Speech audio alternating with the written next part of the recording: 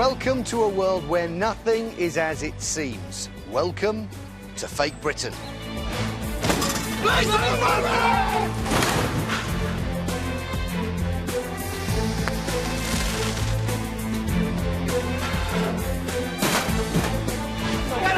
out of the floor now! Put your hands behind your back now! Here at the Fake Britain house, we'll reveal the fakes that are flooding the market, conning people like you and me and making money for the criminals. We'll investigate the fraudsters who are selling us something that isn't real and could be dangerous, and we'll help you avoid falling for a fake. Today on Fake Britain, the teeth-whitening fakers that ruined this woman's teeth. I started noticing something chipping away, and it was part of my tooth. Can you open the door, please? Headphonies, the fake headphones that could give you an earful. This serrated metal piece fell off. That piece would have gone in my ear. The fake halogen heaters that are too hot to handle. I panicked. There was a flame coming off of it. It caught fire. And the fake beauty gadgets that are shockingly bad. We're talking loss of life here.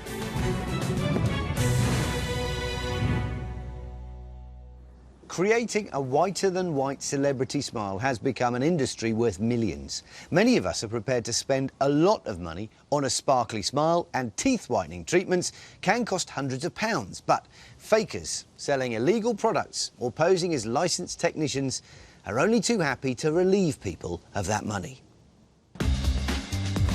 Check out these dazzling Hollywood grins. With more and more celebrities showing their sparkling rows of pearly whites, it's no surprise that demand for teeth-whitening products and services is shooting up. We now spend more than £100 million a year on whitening toothpastes alone. And 3 in 10 of us don't like the look of our teeth. Like Ruth Clements from Dorset, who thought hers were a bit too yellow. I do drink a lot of black coffee and the occasional glass of red wine. It does stain your teeth. So, yeah, I wanted a nice smile. One day, Ruth was at an agricultural fair, the Royal Welsh Show, when she spotted a stall selling home teeth whitening kits. There were huge placards that were advertising the product, very attractive women with very white teeth. And there was a lot of people around the stand, and I think that's what drew me. The advertising for the teeth-whitening product made specific reassuring claims that it was recommended by leading dentists, whitened teeth in just one day, was suitable for people of all ages and was safe to use. So, Ruth bought the kit for £30 and took it home to give it a try. I was to apply the solution onto a guard and place that over my teeth and go to sleep with this product on. And the plan was in the morning, hey presto, you've got white teeth. So that's what Ruth did, but she wasn't prepared for what happened next. My gums started to burn after a very short time, and a tingling sensation, most uncomfortable, and very soon became painful. My gums were actually on fire. Ruth immediately removed the mouthguard and rinsed her mouth with cold water, but the next morning she was still in pain. I had ulcers on my top set of gums, and my lips were very sore, and these ulcers lasted for 5 to 6 days. The salesman had told Ruth there was a money-back guarantee, so she packaged up the product and sent it back to the company for a refund. But that didn't go as planned. I got the package back unopened. The post office wrote across it, "Gone away." The company had vanished, and Ruth was starting to realise that the safety claims made on the teeth whitening kit were fake. And she wasn't the only one. Clive Jones from Powys Trading Standards also had his eye on the company. We were suspicious about who was trading at these stalls. We were concerned about the products that they were selling and the claims that they were making. Officers bought some of the products and sent them off for testing. They were shocked at the results. High levels of hydrogen peroxide, 11%, which is 110 times the actual legal limits. The safety claims on these teeth whitening kits were fake. They weren't safe to use due to high levels of hydrogen peroxide, which is the bleaching agent used for whitening teeth. In the UK, products sold on the high street can legally only contain a tiny amount of the active ingredient, just 0.1%. That's the amount found in whitening toothpastes. Anything stronger than that, up to the legal limit of 6%, must be administered by a qualified dentist, dental hygienist, or therapist working to a dentist's prescription. We spoke to Dr. Uchenna Okoye from the British Dental Association. Even as a dentist, I can only use up to 6% hydrogen peroxide. So it's actually quite alarming to find that people can get hold of higher percentages. Teeth whitening is a serious procedure. I would consider it a medical procedure because the product actually gets into the pores of your teeth. So if it's done incorrectly, it can cause irreparable damage and there's no going back.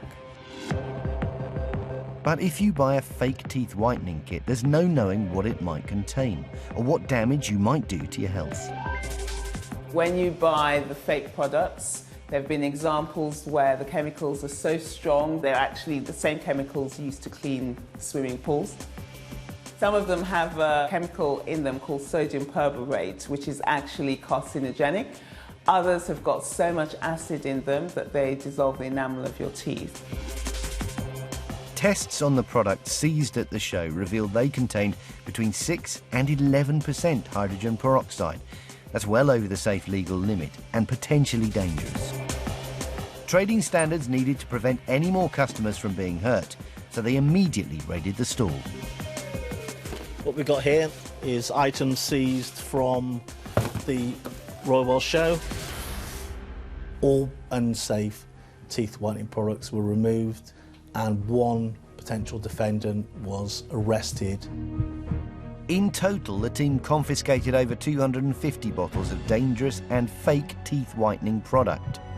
We've also got banners, again, evidence of the claims, ideal for age groups 16 or over, used by leading dentists throughout Europe. All these claims were fake. The teeth whitening products were not used by dentists and were not suitable for anyone. If this product was actually purchased by a consumer, it could cause real damage. Trading standards needed to find out more about the company. They quickly discovered that the case wasn't just a local one. Customers right across the UK had been affected. One of them was Kathleen Haig from Manchester, who bought a home teeth whitening kit in her local shopping centre. That evening, put it on my teeth and within seconds my mouth was burning. It was a horrific pain.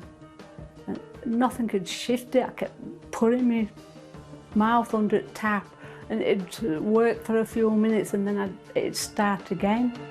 Kathleen rinsed her mouth throughout the night, trying to stop the pain.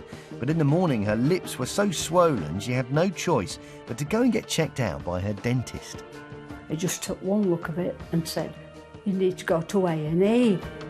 In A&E, they gave Kathleen something for the pain, but there was nothing they could do about the serious injuries caused to her mouth. Couldn't eat or drink for a fortnight without a straw.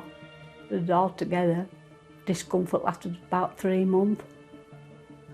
In fact, it's still not healed. I still can't have hot drinks. With people like Kathleen suffering long-lasting damage from the fake teeth whitening kits, Powys Trading Standards knew it was vital to stop the company in its tracks. It soon became the team's largest ever investigation. We've pulled together 10 local authorities and the investigation soon became a nationwide investigation covering criminality valued at over £3 million. The team soon realised that the fakers were hiding behind a vast network of fake companies that made them hard to trace. The companies consistently dissolved. Kind of one company set up another, dissolved, and then carried on that practice over what we think is something like 10 years. But they couldn't hide forever. Investigators eventually traced all the fake companies back to just 3 members of the same family from Manchester. They were arrested and subsequently charged with fraud.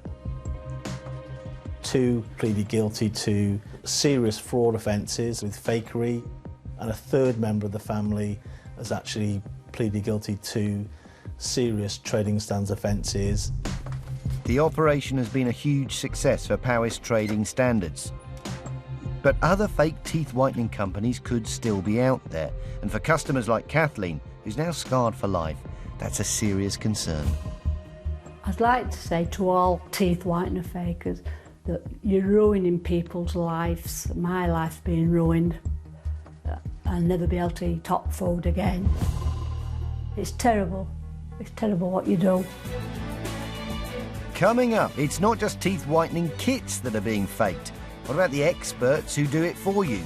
We meet someone who was injured by a fake dentist. She's illegally whitening teeth. She's fake.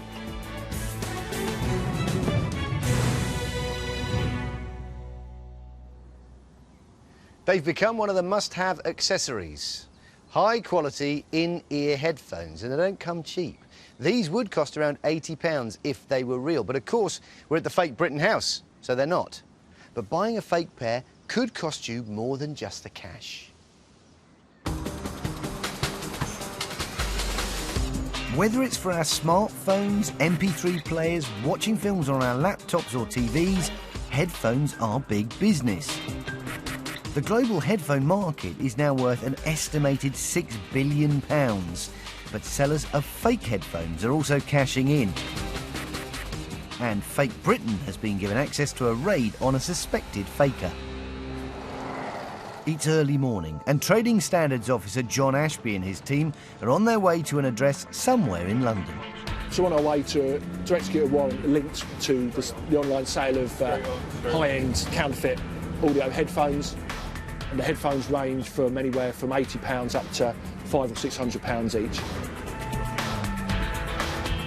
Trading Standards already know of several consumers who've been duped by convincing fake versions of 3 of the biggest brands: Bose, Sennheiser and Beats.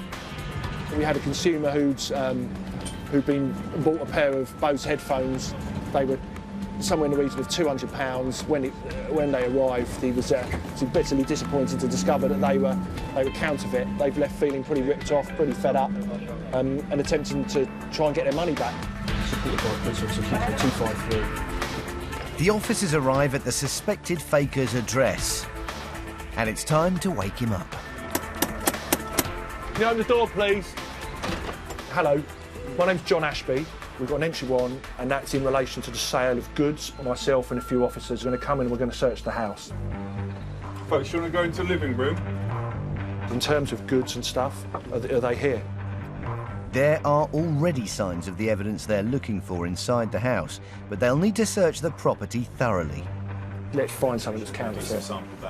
He's indicated that there's some watches in the safe. It's password protected, but there's no cash. Try and find some Sennheisers. So far, so good. Our main suspect's here. He's very briefly indicated that there are some goods within his home. 99% of everything that's been bought so far has been counterfeit. I'm very confident that we're going to find some counterfeit goods, and once we've confirmed that, we'll start seizing stuff.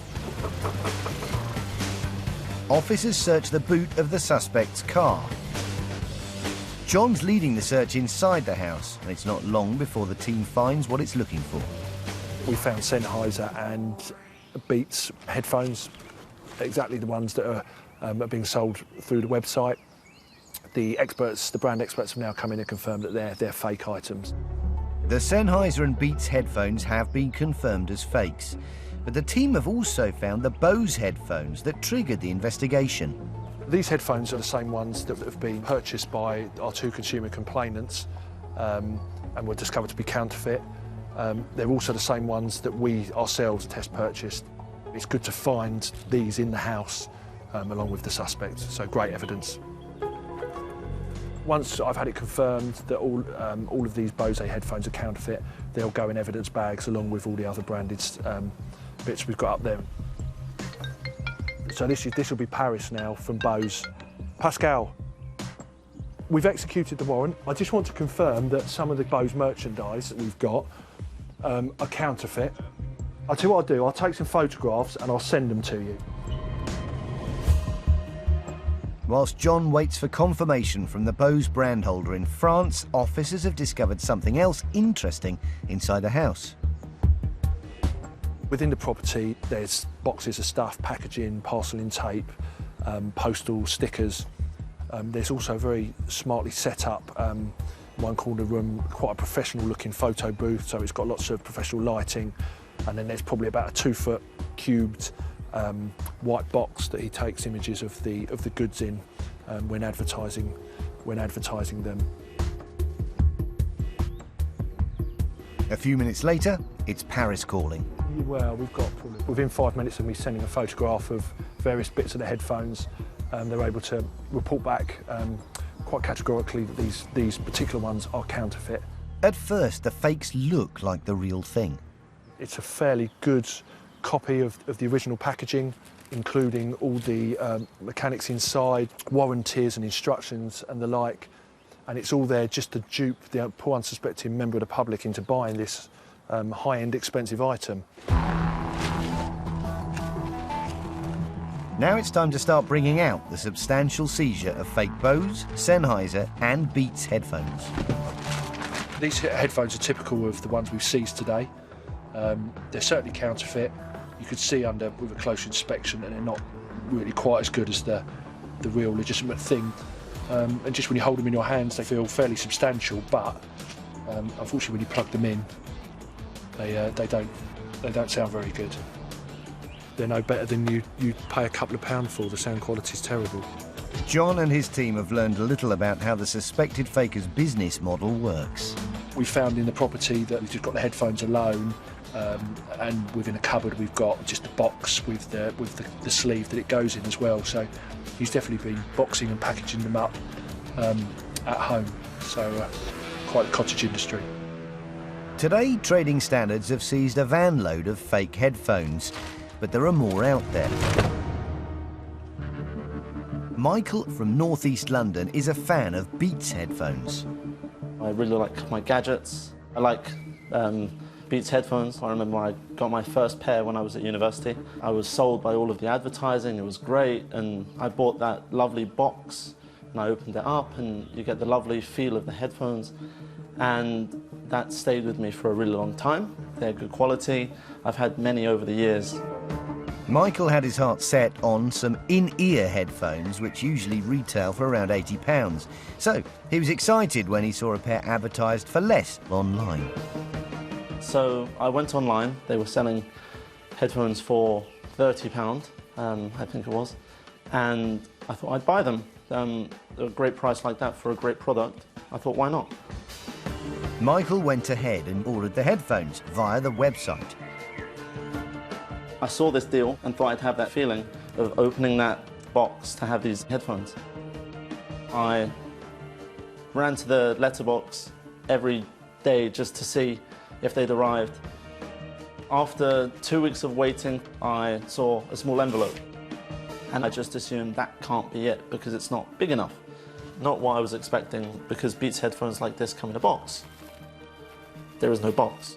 I looked inside, and what I got was a little bag with some headphones in and a pouch that didn't look right. Technology addict Michael also noted something else that was strange about the headphones. Immediately after taking them out of the bag, I could see the font was wrong on this little pouch. The headphones are the wrong colour.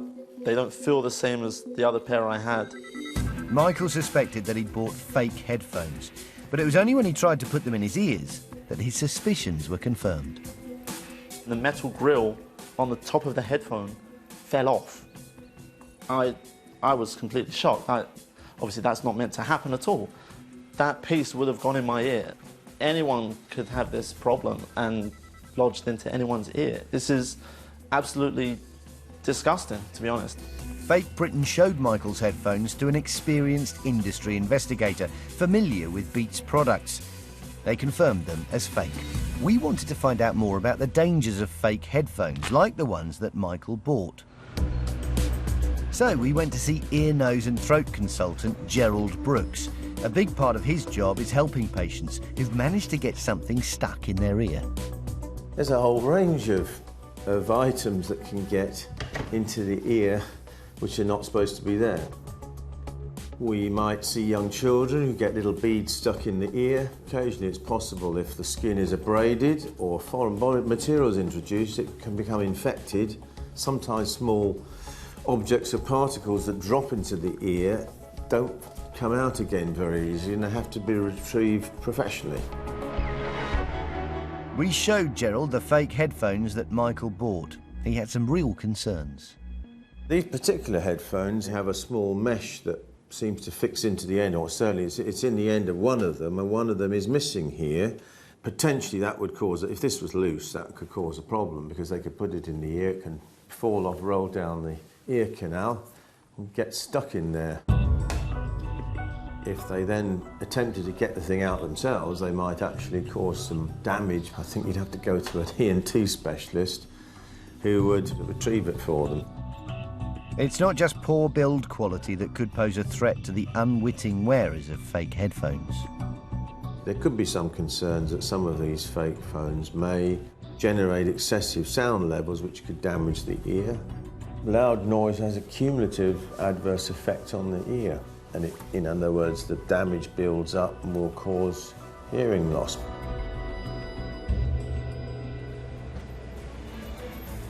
For Michael, it's a lesson learned. He won't be making the same mistake again.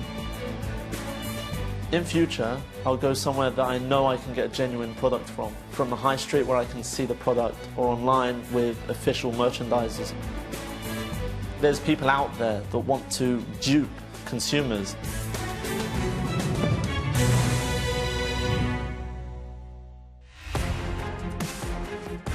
Earlier on Fake Britain, we saw how consumers were injured by fake home teeth whitening products containing levels of bleaching agent over 100 times the legal safe amount.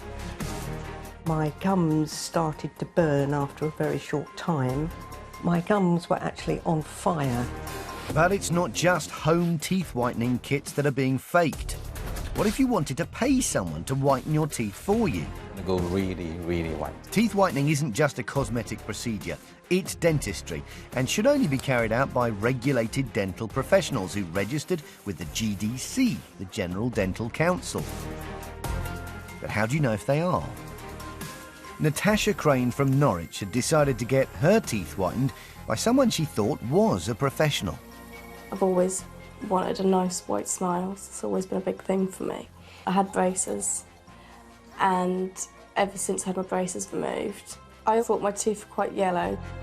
Natasha had been told that teeth whitening could cost over £500. So when she saw someone advertising fast laser teeth whitening online for less, she was interested. Her advert looked really good. I went onto her Facebook page that she was using for her business, which had loads of great reviews, loads of pictures of people with really, really white teeth that she'd done. So I messaged her and she said, oh, for £30 at reduced rate from £99, I can book you in next week. The following week, Natasha went to the woman's house as arranged. I had a few doubts. Everything was set up in our living room, but because there was a few certificates on our wall and another lady having her teeth whitened, that kind of reassured me a bit. When it was Natasha's turn, the woman painted bleach on her teeth and then left her under a laser for 45 minutes. After a second application, it was time to see the results. And it was then when she removed the retainer from my mouth. It felt like my mouth was like punched about 100 times. It was undescribable. I could hardly open my jaw. And she said, yeah, that's normal. And I said, oh, okay. Still in pain, Natasha went home. But the next day, things got even worse. After about 24 hours, I started noticing something chipping away. Had a look, and it was part of my tooth. One of Natasha's teeth had started to crumble away in her mouth. Really devastating. I went there to get my teeth whitened, and I've come out and I've lost about 60% of that tooth. I was crying loads. Thought to myself, why did I go and get my teeth whitened? Should have just left them saved up the money to go to a dentist. As well as having a ruined tooth, Natasha now suffers from painfully sensitive teeth. Enjoying cold foods and drinks is a thing of the past. Gives me a lot of pain around there. Desperate for help, Natasha contacted UK dentist regulator, the General Dental Council, and they gave her some disturbing news. They then said she's not registered on our registrar, she's fake, she's illegally whitening teeth, and she's advertising as a teeth whitening dentist. But she's not. Natasha had had her teeth whitening bodged by someone posing as a regulated dental professional. She thought she was getting power or laser bleaching, which should take place in the dentist's chair, using a laser to speed up the process. Dr. Okoye told us more about the strict laws governing the powerful and potentially harmful chemicals involved in these treatments. By law, the only people that can actually carry out teeth whitening are dental professionals. So, for example, as a dentist, this involves 5 years of training, and that means that I can actually assess your mouth properly and be able to carry out the treatment effectively and safely. Anyone offering teeth whitening without a licence is a fake teeth whitening practitioner and could cause serious harm to patients. It is really dangerous for somebody who's not qualified to be carrying out teeth whitening. They can cause permanent damage to teeth and gums. Dr. Wyman Chan is one of the world's leading tooth whitening experts and dentist to the stars. This is what we call Hollywood. They like their teeth to look like that, Hollywood white. We should be able to achieve that. He's concerned about the problem of fakers in the teeth whitening industry.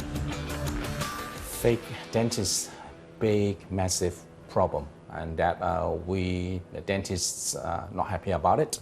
There's so many of them. If you just type teeth whitening on the internet, there are thousands and thousands of them. Teeth whitening carried out by a qualified dentist can cost from £200 up to £800 for a full course of treatment. But Dr. Chan is regularly asked for help by people who've been duped. Many haven't just lost their money, they've also lost their dental health. I've seen a lot of these patients who've been to see these fake dentists to charge them like £50, £70 treatment. And usually they complain about sensitivity. It's just like a really bad toothache. It's so painful. Some fake teeth whitening practitioners don't just operate illegally without a licence. To trick patients into trusting them, they're actually posing as legitimate dentists, registered with the General Dental Council. A lot of these fake dentists, they're using fake GDC number and then pass themselves out at registered dentists. In a recent case, a fake dentist made nearly £1,000 a day from his illegal teeth whitening business run from premises on London's bustling Oxford Street. He even used a fake GDC number to make himself look like a real dentist. Fadi Hatab's operation was shut down and he was fined £10,000. A fake GDC number wouldn't show up on the GDC's register of dentists, but a real number will. My advice is, number one, make sure that they're registered with the General Dental Council. That's quite easy to do from the website. And also, I'd say it's about trust. Go with your gut. Don't be afraid to ask questions. And if you don't trust them, go somewhere else. Dr. Chan is concerned that unqualified, unregistered practitioners are still out there putting patients' health at risk. I feel angry about this. These fake dentists, they can be anyone. I heard some stories that in the daytime they are bricklayers, and in the evening they take a bag and go to someone's house and become a tooth whitener.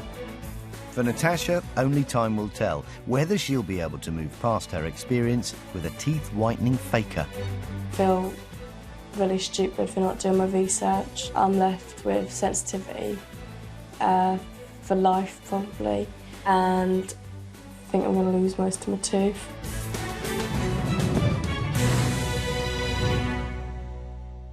This is a halogen heater. Many people buy them because they give out heat very quickly and are usually quite compact. Like any electrical appliance, you'd expect it to be safe, but we've discovered fake halogen heaters out there in people's homes that are anything but safe. And they're not even halogen. Linda McFarlane from Northamptonshire is an award-winning dog shower. During a recent chilly spell, she decided her home was too cold for her prized pets. So she needed an extra heater to give them more warmth. We've only got one small heater in the property and, you know, it costs quite a lot of money to run it. So I thought I'd go into an alternative version, which were the halogen heaters that I've had past that were cheaper to run. Linda went to her local store and bought 2 small halogen heaters. When she got them home, she plugged in one in her living room and started warming the room up. Everything was fine until a few days later, when Linda was settled down in front of the TV with the heater on beside her. I saw a little flicker coming from the top of it, and there was a flame coming off of it, and obviously it caught fire. With the heater on fire, Linda had to act fast. I panicked, and I got up, immediately unplugged it, and, you know, I was able to get it out quick, but it could have caused a problem. Linda returned the heater to the store, where it was exchanged for a new one. She then took the replacement heater home and put it in her living room, alongside the second of the pair she'd originally bought. That night, as it was particularly cold, she sat down to watch TV with both heaters on. Next thing I know, there was smoke coming from one of them, so I panicked, pulled the plugs out again, and with that I noticed both the heaters, one was molten from the top, and the other one had black marks all down the vents on the back of it. With not one but 3 heaters having dangerously malfunctioned, Linda felt she'd had a lucky escape. It just scared me, the fact that if I'd fallen asleep in front of the TV, it would have gone up in flames. Linda decided to report her experience to Northamptonshire Trading Standards before anyone else could get hurt. Officer Ian Smith immediately picked up the case. Knowing that there might be an item out on sale that could pose a potential risk is something that would be a great concern to us. So clearly we went straight out and purchased some samples ourselves so that we could examine it more closely. Okay, this is the item in question, which is the Kingfisher halogen heater. If you look down here, it gives you the CE mark, which tells you that it should be meeting the essential safety requirements. Trading Standards wanted to find out more about the Kingfisher branded heaters, not to be confused with the home improvement retailer Kingfisher, to find out if it had really passed the safety tests, or whether the CE mark was in fact fake. Trading Standards examined the test certificates for the heater, but on closer inspection, something wasn't quite right. The paperwork did contain test certificates to show that they were safe, but when we looked more closely at them, seemed to have differences between the item that we had to those illustrated in the test certificates. The paperwork was in fact nothing to do with the heaters that Trading Standards were testing. There was no valid paperwork in sight. I think the test certificates that we were shown related to a different item, essentially. Something that was similar, but not the same as. There was only one way to find out if the heaters were safe. Trading Standards would need to send them to be tested. And the test report uncovered something completely unexpected. These weren't halogen heaters at all. The elements included in the heater were ordinary coils, and the bulbs in them, in fact, they weren't bulbs at all. In a genuine halogen heater, the heat is created by the tungsten filament, which is sealed into an airtight bulb and surrounded by halogen gas. But the bulbs on the fake heater contained no halogen at all. The heater was completely fake. This is one of these so-called halogen bulbs, and you can see that it is simply, as the test house has reported, a tube with a heating element fed through it.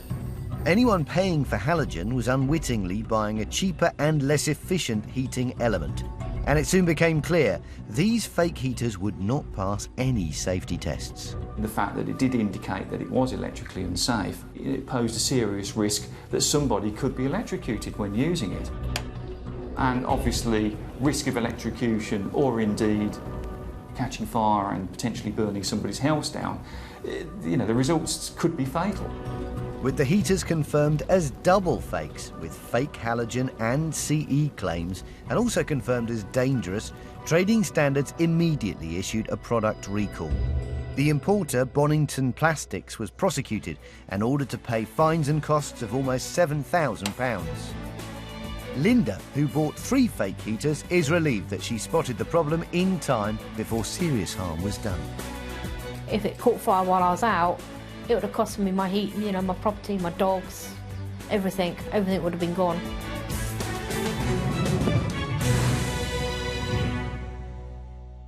The makers of this gadget say it will gently exfoliate and cleanse your face, leaving you with a brighter, smoother and healthier complexion. Here's another one. Looks identical, doesn't it? But you might not want to put this one anywhere near your face because it's a fake. Could you tell the difference? Well, as we're about to discover, you would if you used this one. The fakers are cashing in on the booming beauty business. Yes, the beauty industry is booming, with each adult on average spending upwards of £150 each month on beauty products and clothes. And there are now a range of electronic devices on the market claiming to cleanse our faces more effectively. One of them is the Clarisonic Mia 2, which uses patented sonic technology to vibrate hundreds of times a second when you're cleaning your face. Adriana Venti wanted to buy one. They sell for around £125 on the high street. She wanted to see if she could get a better deal online. I found this seller that was selling the brush for about £60, and he had great reviews. I think he had over 3,000 sales. He wrote that his product is 100% genuine, and then I thought, yeah, I got a great deal. Adriana went ahead and ordered the new beauty gadget, but when it arrived, it didn't look right.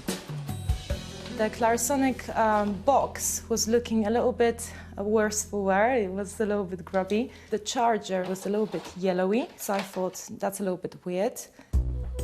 Suspicious of her new purchase, Adriana started to dig a little deeper. I started looking at the genuine Clarisonic brushes, and I've noticed that there are 2 pieces of the charger and it was always connected in the box. Mine was disconnected. I started also looking for other clues, like, for example, the writing is not aligned, it's not symmetric. Adriana realised she must have bought a fake sonic brush. It had all the logos, it had all the accessories. I was shocked how well it was done. Adriana has issues with sensitive skin, so there was no way she was going to put this fake anywhere near her face. I didn't know if the fake brush is going to be as gentle on the face as the genuine brush, so it could have given me a rash, it could have irritated my skin. She was also concerned about the electrics in her fake product. The charger was the weakest part of the whole set. It looked the most fake. And when I charged it, it could have caught on fire, you never know. We wanted to find out more about fake sonic brushes, so we went to see Lawrence Newman, CEO of Current Body, a UK authorised retailer of Clarisonic. Within the last 18 months, there has been more fakes been seen on the market, and we've had more reports from consumers, mainly from people experiencing their devices failing within a very short period of time. The genuine product is handmade in America and sold through approved retailers. The same can't be said of the fakes. Typically, the fakes that we see are Chinese copies, which will fall apart very, very quickly. So if you do see one for £50, £60, the chances are that is a fake Clarisonic. They can't be made for that sort of price. The company regularly takes fakes off the market, and Lawrence has seen so many, he knows exactly how to spot one.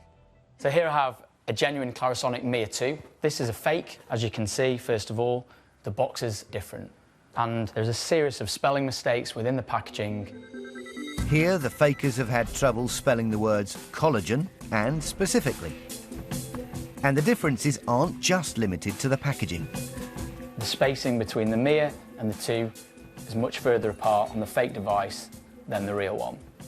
Secondly, just by feeling them, you can tell the difference in quality and build by the weight of the device.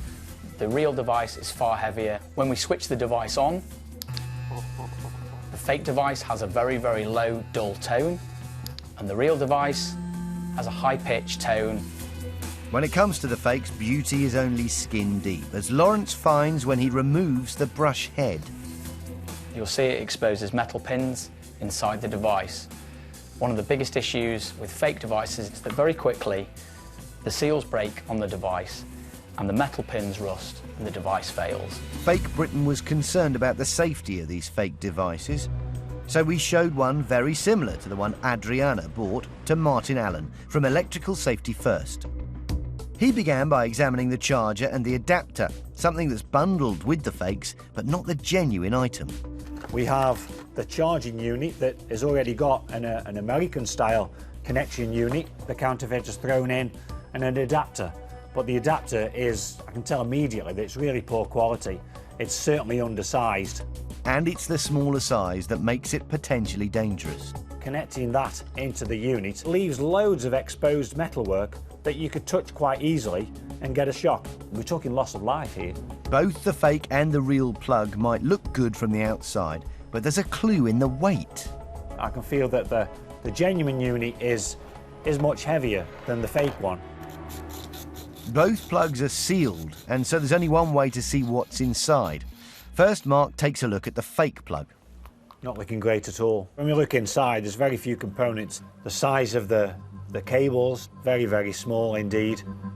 I've got concerns about the transformer. You know, this is plugged into the mains, so if the transformer breaks down, you could get a serious risk of electric shock. And even there's what look like blobs of glue just holding the circuit board in place. Nothing inside the fake plug is anywhere near the quality it should be. But what would you expect from a fake, really? A quick look inside the real plug shows how these devices should look when they're made safely. I can immediately see that it's a much better construction. Now, the genuine one, lots more components. From the outside, they look similar, but internally, which is the important part, they're very, very different. You know, the fake, shoddy, the genuine, much better quality. Overall, Mark is left aghast at the risks posed by the fake. I can't stress enough, it's really important that people don't buy fake units because of the safety that it presents to themselves, their family and their loved ones. Having wasted her money on a fake, Adriana finally got her hands on the genuine item, but she still feels like she had a lucky escape. I was shocked. This is a tool that people quite often with sensitive skin use on their face, and it can really end up badly. The brush could have been potentially dangerous.